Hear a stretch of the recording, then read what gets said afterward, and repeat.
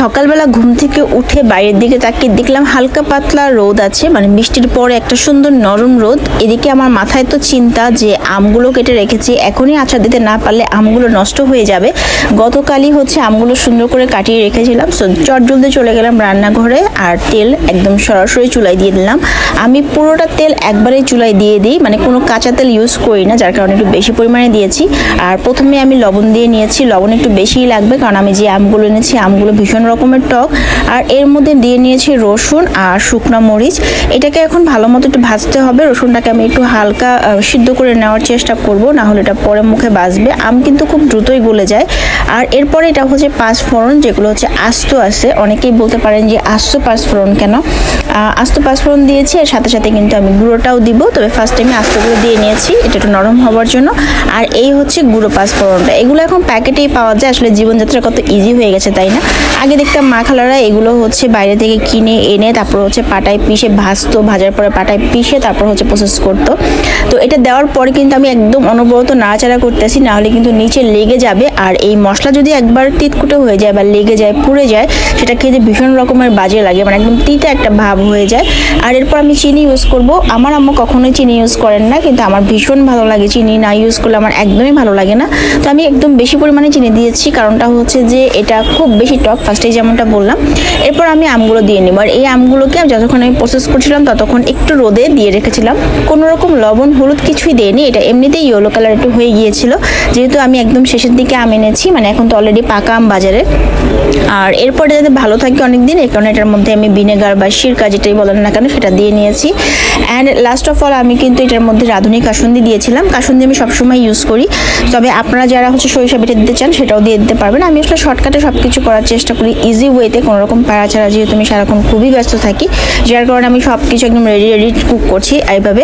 আর এখন কিছুই না, এখন জাস্ট আমগুলোকে সিদ্ধ করার পালা। এগুলো যখন আপনার মনে হবে যে হ্যাঁ আমগুলো সিদ্ধ হয়ে গেছে, তখনই আপনি নামিয়ে ফেলতে পারবেন।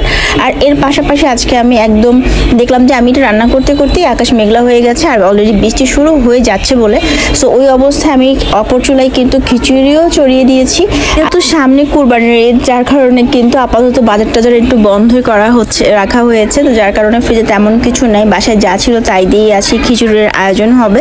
বৃষ্টি হলে কার কার খিচুড়ি খেতে ইচ্ছে করে বলেন তো? আমার এমন কোনো নাই যে বৃষ্টি হলে খিচুড়ি খেতে হবে, বাট আমার কাছে মনে হয় বৃষ্টি হলে যেহেতু একটা ছোট ছোট ভাইবস চলে আসে, তো সেই ক্ষেত্রে স্পেশাল কিছু খাওয়া যায়। তবে আমার খিচুড়িটা খুব একটা বেশি পছন্দ না, আমার সাহেবের আবার খিচুড়ি খুব পছন্দ। আজকে ভাতের চাল দিয়ে খিচুড়ি করে ফেলেছি, আজকে আর পোলাও চাল ইউজ করিনি। আর এখানে ভাবলাম যে একটু চাপা শুটকি ভুনা করে ফেলি, কারণ এই শুটকিটা ভুনা করা থাকলে অনেকটা রিলিফ। দেখা যায় একবার ভুনা করলে কয়েকদিনই খাওয়া যায়, তবে আজকে ভালো মতো আমার কাছে লাগতেছে যে ভালো মতো সিদ্ধ হয়নি, একটু বেশি করে তেল মরিচ দেওয়া দরকার ছিল, ঝালটাও কম হয়েছে।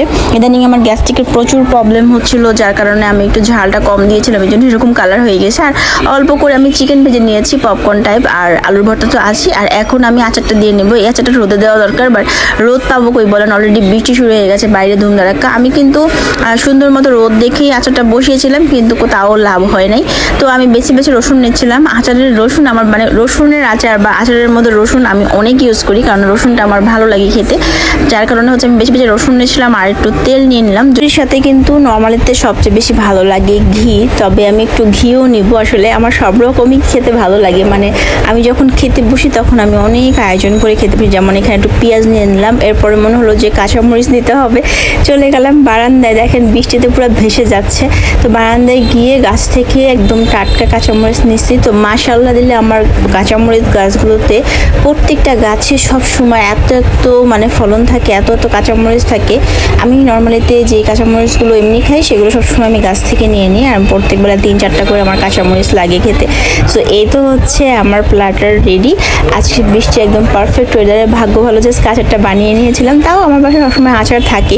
তো এই তো ছিল আমার আজকের ভিডিও। আপনাদের কাছে কেমন লেগেছে আর কে কোথা থেকে আমার ভিডিওটি দেখছেন তা কিন্তু আমাকে কমেন্টস করে জানাবেন।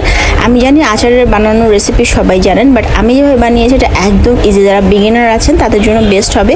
আর এভাবে আচার বানালে আপনারা যদি কাচের বয়ামে রাখেন তাহলে 6 মাস থেকে 1 বছর কিছুই হবে না, খুবই ভালো থাকবে। তো খাওয়া দাওয়া করার পর একদম আকাশ ভেঙে বৃষ্টি নামছিল।